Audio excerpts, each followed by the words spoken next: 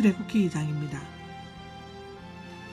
본장은 구속사의 주역이 돼 이스라엘 민족을 해방시키고 가나안 땅으로 인도해야 할 지도자 모세가 태어나서 청년이 되어 미디안에서 목자 생활을 하게 되는 80년 동안의 삶의 역정을 간략하게 소개하고 있습니다. 이제 하나님께서는 자신의 약속을 성취시키기 위해 조용히 구속사역을 진행시키고 계셨습니다.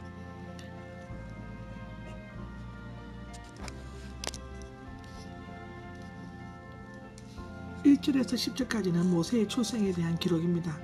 레위 집안의 한 남자는 모세의 부모의 이름을 여기에는 나오지 않으나 아버지는 레위의 손자 고핫의 아들이 아브람이었고 어머니는 레윗의 딸 요게벳이었습니다.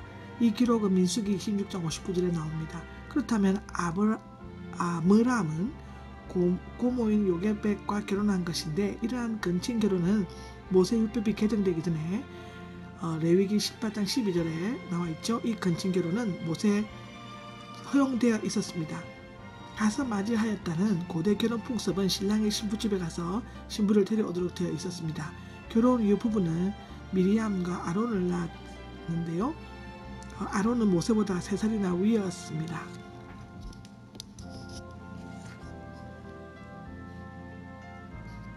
아들을 낳았는데 출 이집트가 BC 1446년에 있었다고 본다면 그때 모세의 나이는 80세였습니다. 모세는 BC 1526년 투트모스 1세 통치 초 또는 아멘호텝 1세 통치 끝 무렵에 태어났을 것입니다. 너무나도 잘생긴 것은 종종 선한 아름다움으로 변했되지만 이것은 외모적인 얼굴이 아름다웠던 것이 아니라 하나님의 고상한 인격, 내적인 순수함, 비범한 모습 등이 나타나는 것으로 의미할 수 있습니다. 사도행전 7장 20절과 히브리서 11장 23절에 그렇게 기록되어 있습니다. 분명히 그 부모는 모세의 얼굴에서 하나님의 오묘하신 섭리를 느꼈을 것입니다. 그러기에 부모는 목숨을 걸고 아이 모세를 지켰을 것입니다. 물론 부모로서의 혈육에 대한 정 때문일 수도 있지만 그들이 하나님께로부터 모세가 장차 위대한 지도자가 될 것이라는 계시를 받았다고는 견해도 있습니다. 자식을 키워보면 우리는 그 자식에 대해서 부모는 다 알 수 있죠. 그 자식이 태어나는 순간부터 부모가 다 알 수 있는 것입니다. 더 이상 숨길 수가 없어서 아마도 아기의 울음소리가 별로 크지 않은 석 달까지는 숨겨 키울 수 있었지만 점점 그 소리가 커지게 되면 다른 방도를 찾지 않으면 안 될 것입니다. 갈대 상자, 성경에 갈대로 표현되는 단어가 3개가 있습니다. 갈대 상자에서 나오는 갈대는 단년 초에 이집트 파피루스 잎은 길고 에리하고 끝부분을 부채꼴로 되어 있습니다. 줄기의 심은 파피루스 종이를 만들었고 줄기와 잎은 엮어서 상자나 배 등을 만들었습니다. 욥기 9장 26절에 이사야 18장 2절에도 나옵니다.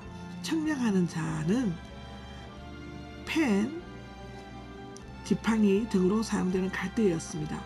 그 길은 또 요한계시록 11장 1절에 요한 3서 13장에 나오고 있습니다. 이것은 페르시아 갈대로 알려져 있습니다. 줄기는 4m, 잿빛 나무 녹색이며 꽃은 희고 7월에 핀다고 합니다. 흔들리는 갈대, 상한 갈대 등으로 비유하고 사용되어 있습니다. 강가에 있는 잡초들을 의미하는데 물론 갈대들도 그 안에 들어있습니다. 아기 모세를 넣은 갈대 상자를 이른 갈대 사이에 놓아졌습니다. 홍해를 갈대 바다로 번역하기도 했는데 그것은 강 주변에 갈대가 많았기 때문일 것입니다. 그러나 그 수심은 깊이 때문에 이스라엘 백성이 얕은 바다를 건넜다는 것은 어리석은 주장에 지나지 않습니다. 홍해란 붉은 조개나 수초들 때문에 붉게 보이는 데서 비롯되었을 것입니다. 거기에 역청, 즉 사해 부근에서 나는 끈적한 기름덩어리와 나무 송진을 칠하면 물이 스며들지 않게 되어 있습니다. 창세기 6장 14절에 나와 있죠. 나일 강가의 갈대 사이에 놓아둔 것은 물에 떠내려가지 않고 이집트인에 의해서 구출되기를 바랐기 때문일 것 같습니다. 아기의 누이 미리암은 어머니 명을 쫓아 갈대 상자에 누인 아이가 어떻게 되는지 멀리서 지켜보았습니다. 아마도 모세의 어머니 요게벳은 아기가 누군가에 의해 발견되리라는 확신을 가졌던 것 같습니다. 이것은 마태복음 9장 27절에서 31절에 기록되어 있고요. 히브리서 11장 23절에도 기록되어 있습니다. 바로의 딸, 아마도 이집트의 제18왕조를 세운 아모시스 1세의 아들인 아멘호텝의 딸과 투트모스 1세 사이에서 태어난 히셉스투 공주였던 것 같습니다. 그녀는 후에 투트모스 2세와 결혼을 했으나 남편이 짧은 통치 후에 죽자 어린 투트모스 3세, 즉 후에 이집트 왕들 가운데서 가장 위대한 왕이 되는 대신 22년 동안 섭정하다가 아들에게 왕권을 물려주었습니다. 바로 이집트어로 큰 자는 이름이 아니라 제18왕조 때부터 왕을 가리키는 칭호로 사용되었고 제22왕조부터는 이름과 함께 사용되었습니다. 지금 이집트 남북 룩소르에서 거대한 하셉수트 신전이 남아있는데요. 그녀가 왕실의 좋은 목욕탕에 있음에도 강에 가서 목욕하러 나왔던 것은 나일강을 시승시했기 때문이었던 것 같습니다. 하셉수 연대의 등 기록에 대해서 주석에 기록되어 있습니다. 6절에 보면 아기는 울고 있었다. 아기가 우는 소리를 들었을 때 공주의 여성 본능이 되살아나 불쌍히 여기는 마음이 생겨났던 것 같습니다. 특히 이 아이가 아버지 왕이 강에 버리라는 히브리 아들 중 하나 셈족 아기의 흰 얼굴은 흰갈색의 이집트 아이들과 차이가 있었을 것입니다. 근데 이 여자는 그것을 애의 얼굴을 보고 알았을 때인데 인간의 따스한 보호 본능까지 일어났던 것입니다. 이때 누이가 달리가 젖을 먹일 유모를 데려올 것을 제안하자 공주가 승인이 나했고 모세의 어머니는 바로의 칙령에도 불구하고 집에서 기르도록 합법적으로 인정받았으며 수고의 대가까지 받았습니다. 흥미로운 것은 모세의 출생에 있어서 몇몇 여인들이 연관되어 있는데 하나님을 경외하고 바로의 명령을 거부한 산파들, 용감하고 도전적인 모세의 어머니, 아이를 불쌍히 여긴 바로의 딸인 공주, 이를 재치있게 잘 처리한 누이가 있었습니다. 이들이 모두 무명으로 되어 있는 것은 그 배후에는 역사하신 분이 이스라엘 민족을 구원하려고 계획하시던 하나님이심을 나타내려고 하기 때문이었을 것입니다. 10절에 공주는 그 이름을 모세라 지었다. 언제 공주에게 데려갔는지를 알 수 없으나 젖을 먹이 키우는 동안 어머니는 아기에게 그가 히브리 민족인 것과 여호와 신행에 대해 철저히 교육시켰던 것 같습니다. 공주의 아들이 되었으며 이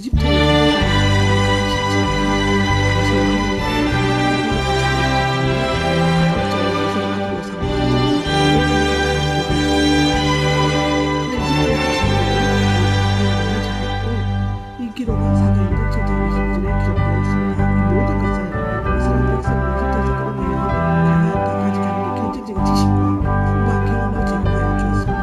그러나 후에 모세는 바로의 공주의 아들을 보고 것을 경고하고 이집트인의 유산까지 공개하였습니다.